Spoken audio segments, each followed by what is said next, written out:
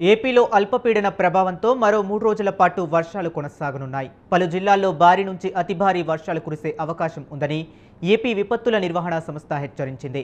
అలాగే రాయలసీమలో తేలికపాటి నుంచి మోస్తరు వర్షాలు కురిసే అవకాశం ఉందని ఏపీ విపత్తుల నిర్వహణ సంస్థ ఎండీ ప్రఖర్ జైన్ తెలిపారు. 3 రోజుల వరకు మత్స్యకారులు వేటకు వెళ్లవద్దని సూచించారు.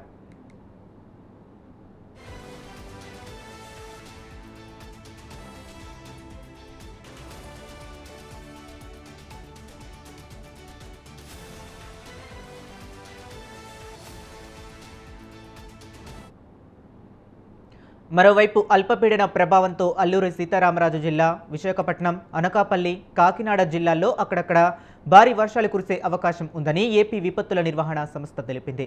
అలాగే శ్రీకాకుళం, విజయనగరం, పార్వతీపురం మన్యం, కోనసీమ, ఉభయ గోదావరి జిల్లాల్లో మోస్తరు నుంచి భారీ వర్షాలు కురిసే అవకాశం ఉందని హెచ్చరించింది.